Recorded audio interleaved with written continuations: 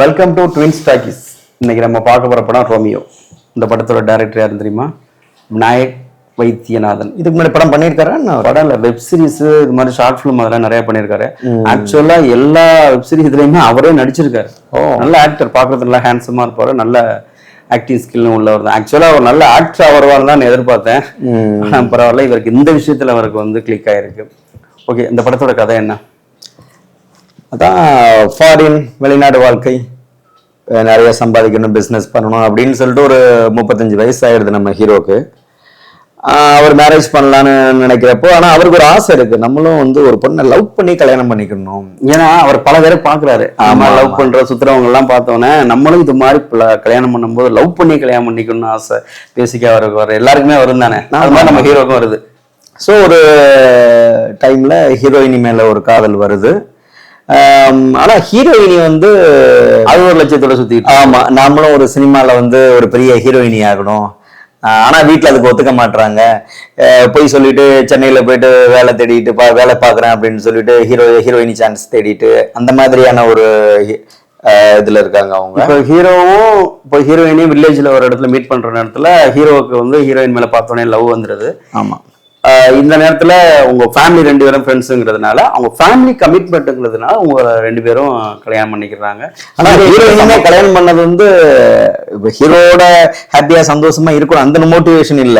சென்னைக்கு போயிடலாம், சென்னைக்கு போனா ஹீரோவை எப்படியாவது சமாளிச்சு நம்ம அப்பாவை மேனேஜ் பண்றதுதான் கஷ்டம், இவரை ஆளு சாம்பார் மாதிரி இருக்காரு, இவரை வச்சு நம்ம எப்படியாவது சாதிச்சுக்கலாம் அப்படிங்கிறதுக்காக அந்த பொண்ணு ஓகே சொல்லுது. கரெக்ட். ஆனா கல்யாணம் பண்ணி போன இடத்துல அந்த பொண்ணு வேலையை காமிக்குது. எனக்கு உங்க கூட வாழ பிடிக்கல, எனக்கு டிவோர்ஸ் கொடு அப்படின்னு சொல்லுது. இவர் ஷாக் ஆகுறாரு. இப்ப அந்த பொண்ணு ஹீரோயினி ஆனிச்சா இல்ல திரும்ப வந்த கணவனாகி அந்த விஜய் ஆண்டனி ஏத்துக்குச்சா, இதெல்லாம் தான் அந்த படத்தோட கதை. ஆமா, படத்தோட கதையை பத்தி பேசணும்னா இந்த மாதிரி கதை இது வரைக்கும் தமிழ் சினிமாலேயே எக்கச்சக்கமா வந்திருக்குது. எக்கச்சக்கமானு எப்படி தெரியுமா சொல்லலாம் அதை? இது அதாவது ஃபர்ஸ்ட் நைட்ல போனோடனே கல்யாணம் பண்ணிட்டேங்கிறதுனால எனக்கு நீ தாலி கட்டிட்டேங்கிறதுக்காக நீ என் புருஷன் கிடையாது.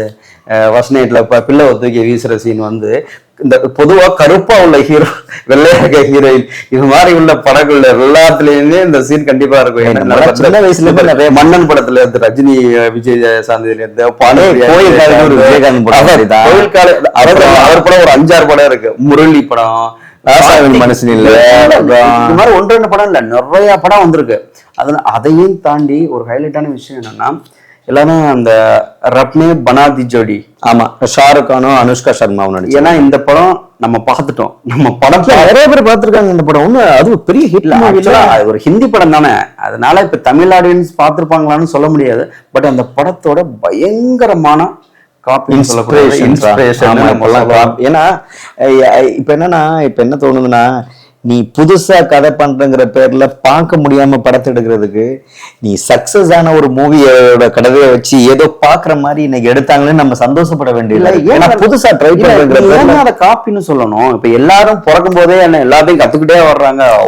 பார்த்து ஒண்ணு கத்துக்கிறது, அதை வச்சு அவன் ஒரு விஷயம் என்ன ஒண்ணு கொஞ்சம் ட்ரெண்டிங்ல உள்ள ஒரு ஸ்டோரியா இன்ஸ்பிரேஷன் ஆயிருக்கலாம். பட் ரொம்ப ஓல்டு ஸ்டோரிங்கே இன்ஸ்பிரேஷன் ஆயிட்டாரு. அதனால ஏன்னா அவர் அந்த ஜென்ரேஷன். ஆனா படம் பார்க்கும்போது இந்த காலத்து ஜென்ரேஷன் படமே கிடையாது. இது வந்து யார்டா நம்ம வீட்டுல உள்ளவங்கள்ட்ட போட்டு இது எப்போ உள்ள படம் சொல்லும் போதுனா இது எப்போ உள்ளது 96லயா இல்ல அது மாதிரி உள்ள படங்கள் தான் சொல்லுவாங்க. ஏன்னா கதையும் அப்படித்தான், சீன் அப்படித்தான். இன்னும் சொல்ல போனோம்னா இந்த படத்தை ஒரு KS ரவிக்குமார் எடுத்திருக்காரு அப்படின்னு சொன்னா 100% நம்பலாம். அந்த மாதிரி இருக்கும், ஒரு படம் பாக்குற மாதிரி இருக்கும். ஜென்ரேஷன் பசங்கள்லாம் அவங்களுக்கு ரொம்ப காமெடியா கூட மேபி தெரியலாம், என்னடா படம் எடுத்திருக்காங்க, என்னடா ஸ்டோரி இது எல்லாம். ஏன்னா இப்போ ஜென்ரேஷன்லாம் வந்து ஹஸ்பண்ட் ஒய்ஃப் என்ன மாதிரி ரிலேஷன் என்னென்னமோலாம் லிவிங் டு லைஃப், அந்த ஜென்ரேஷனுக்கு வந்துருச்சு.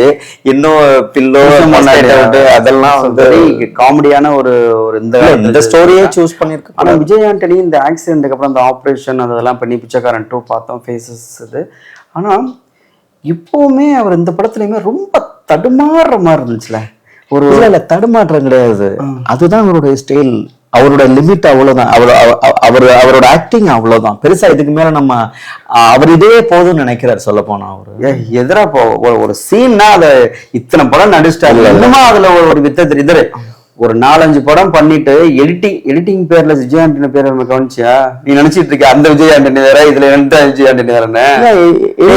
அவரு பேரை தாண்டா அங்கேயும் போட்டிருக்கு. ஓ, ஹீரோ ஆயிட்டாரு, டைரக்டர், இப்ப எடிட்டர். இல்ல பரவாயில்ல, அது ஒரு இவ்வளவு தூரம் கத்துக்கிறது.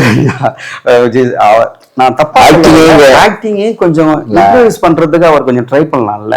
இல்ல பண்ணுவார். ஆனா அதனால இந்த பல விஷயங்கள்ல ரொம்ப ட்ரை பண்றாரு. பட் ஒண்ணுமே அவருக்கு கிளிக் ஆகல.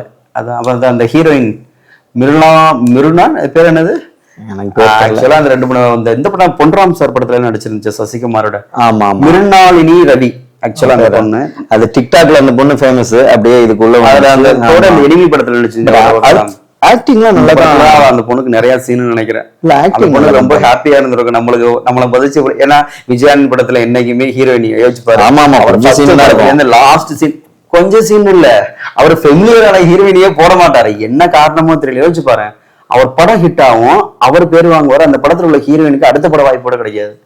எக்ஸாம்பிள் பிச்சைக்காரன் எடுத்துக்கீங்க, எவ்வளவு பெரிய ஹிட். அந்த பொண்ணு அடுத்தது பாரு காணாம போயிடும். பிச்சைக்காரன் 2 எடுத்துக்க, அந்த பொண்ணையும் காணும். அங்கேயே சலீம்ல இருந்து வாங்க. அவர் படமே அப்படித்தான் ஒரு ஹீரோயினியை பண்றாரு. ஸ்டோரி பேஸ்டா இருக்கிறதுனால ஸ்டோரி பெருசாயிடுது ஹீரோயினி. அதனால இது எல்லாம் அந்த படத்துல நடிக்கிறவங்களும் வந்து அவங்க வேலையை அவங்க பாத்துருக்காங்க சிறப்பா. அந்த ஃப்ரெண்ட்ஸா வர்ற 3 பேர்லாம் நல்லா நடிச்சிருக்காங்க. ஆமா, அவங்க நல்லா நடிச்சிருக்காங்க. கதையை வந்து அந்த காலத்து கதையை எடுத்தாலும் இன்னும் அவர் சிறப்பா. ஃபர்ஸ்ட் ஹாஃப் எல்லாம் சத்தியமா சிறப்பு, ஒரு குறையும் சொல்ல முடியாது. ஒரு சிறப்பா அந்த ஃபாரின்ல இருந்து வர சொல்லல.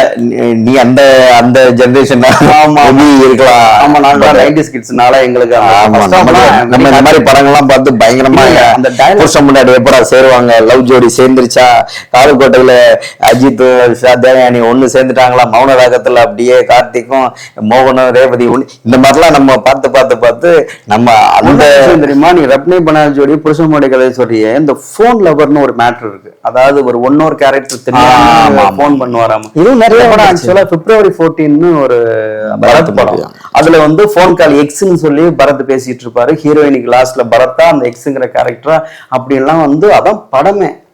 அத அப்படியே இதுக்குள்ள திணிச்சு விட்டு என்னை பொறுத்த மட்டும் நிறைய படங்களை இதுல சேர்த்துக்கிட்டாருங்கிறதுல எல்லாம் எனக்கு எந்த முறை இதுவும் கிடையாது. ஏன்னா எதையாவது சேர்த்து உட்கார்ந்து பாக்குறவங்கள கொஞ்சம் போர் அடிக்காம கொண்டு போனா போதும் அப்படிங்கிற மாதிரி தான் இன்னைக்கு எனக்கு சினிமா இருந்தா போதும் தோணுது. ஆனா அந்த தங்கச்சி சென்டிமெண்ட்ஸ் இன்னொரு கொண்டு வந்திருக்காங்கல்ல, ஆக்சுவலா அதெல்லாம் விஜய் ஆண்டனி சாரோட அவரோட ஐடியா தான் நினைக்கிறேன் அதெல்லாம். ஏன்னா பிச்சைக்காரன் டூல்ல வந்து அந்த அதனால ஆகும். இந்த படத்துக்கு அந்த சீன்கள்லாம் என்ன, இந்த புருஷன் முன்னாடி பிரச்சனை, புருஷனை ஏத்துக்கிட்டாளா பொண்டாட்டிங்கிறது தான் கதை.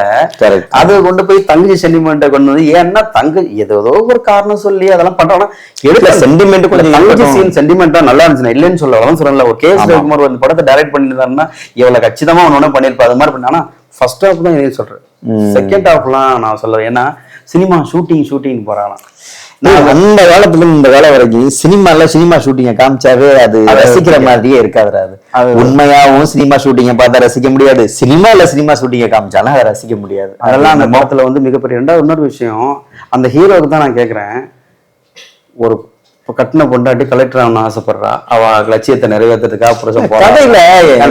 ஒரு ஹீரோயினி ஆகணும்னு ஆசைப்படுறதுக்காக அதுக்காக இன்ஸ்பிரேஷன் எடுத்துட்டு எல்லாம் போய் வெளியில புருஷனுக்கு பொண்டாட்டி என்ன சொல்லாத. ஏன் ஹீரோயினிங்கிறது ஒருத்தவங்க ஆம்பிஷன் வச்சுக்க கூடாதா? அது என்ன அவ்வளவு ஒரு ஆம்பிஷன்? சரி, ஹீரோயினி மெட்ராஸ்ல போய் சொல்லிட்டு ஏமாத்திட்டு தெரியல. இப்ப சினிமா பத்தி உனக்கு என்னதான் தெரிஞ்சிருக்கு உனக்கு?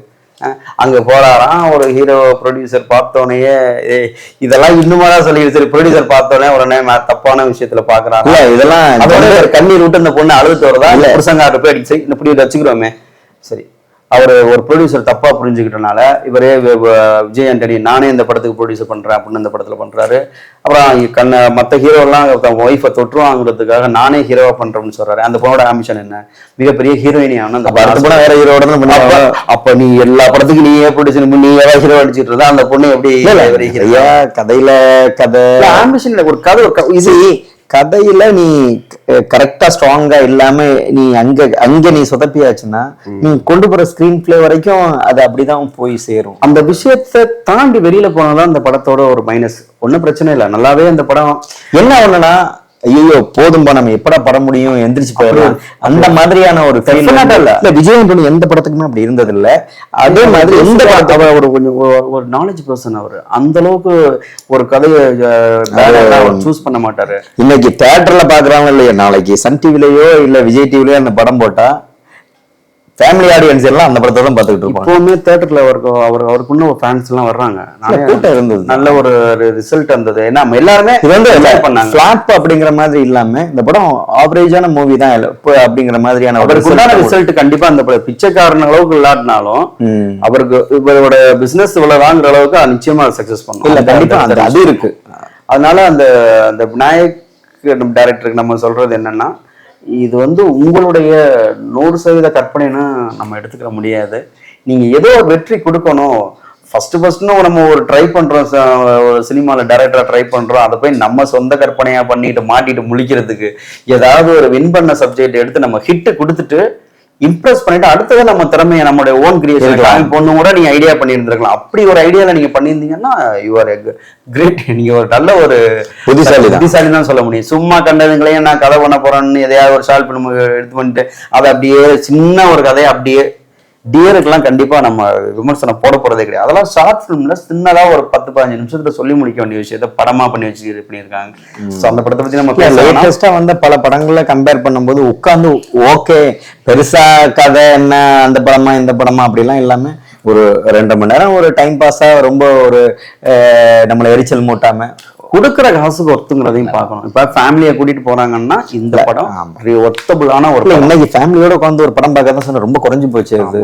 அதனால இது எப்படின்னா இந்த படத்தை நான் எதை கம்பேர் பண்ணா ரோமியோ அண்ட் ஜூலியட் பாத்தியல்ல, ஒரு படம் ஸ்டார்டிங்ல இருந்து ஒரு எண்டு வரைக்கும் ஒரு ஒரு ஒரு ஒரு ஜாலியாவே போகும். ஒரு கலவை எந்த இடத்துலயுமே ஐயோ என்னடா அது டென்ஷன் அப்படிங்கிற அளவுல இல்ல, ஒரு ப்ரெஷர் இல்லாத மூவி தான். அது மாதிரி இந்த படம் வந்து ஒரு எந்த ப்ரெஷருமே இல்லாம எல்லாமே பாசிட்டிவா முடியும். சினிமாட்டிக் நிறைய உள்ள இருக்க அந்த ஃபைட் சீன்ல வந்து ப்ரொடியூசர் வந்து ஆள் வச்சு ஃபைட்டரை உள்ள கொண்டு வர்றதுலாம் வந்து இது ரொம்ப பாக்குறதுக்கு அதை ரசிப்பாங்க தானே. அந்த ஏன்னா இப்ப உள்ள 2K ஹிட்ஸுக்காகவே எல்லா படமும் எடுத்துட்டு இருக்க முடியாதுல்ல. ஆமா படம் மட்டுமா பாக்குறேன். 2K ஹிட்ஸ் எத்தனை பேர் தியேட்டர்ல போய் படம் பாக்குறானோ அவன் எல்லாம் 2வது நாள் 3வது நாள் டவுன்லோட் பண்ணி பாக்குறோம். அதனால இந்த படம் வந்து ஒரு 90s உள்ளவங்களை பிளான் பண்ணி தான் நீங்க எடுத்துல பிசினஸ் ரீதியா இது கமர்ஷியலா இந்த படம் வந்து ஹிட் தான் சொல்லணும். சொல்ல போனா ஹிட்னா ஒரு வார்த்தையை தெரியல, பட் அவங்களுக்கு இது ஒரு தோல்வி படம் கிடையாது. ஆமா, டைரக்டருக்கும் சரி விஜய் ஆண்டனிக்கும் சரி இந்த படம் வந்து ஒரு தோல்வி படம் நிச்சயமே கிடையாது. அதே சமயத்துல மிகப்பெரிய வெற்றின்னு இந்த படத்தை சொல்ல முடியாது. ஆமா ஓகே, அதனால தியேட்டர்ல போய் ஃபேமிலியோட நீங்க பாக்குறதா இருந்தா படத்தை பார்த்து என்ஜாய் பண்ணலாம். ஓகே, தேங்க்யூ, பாய்.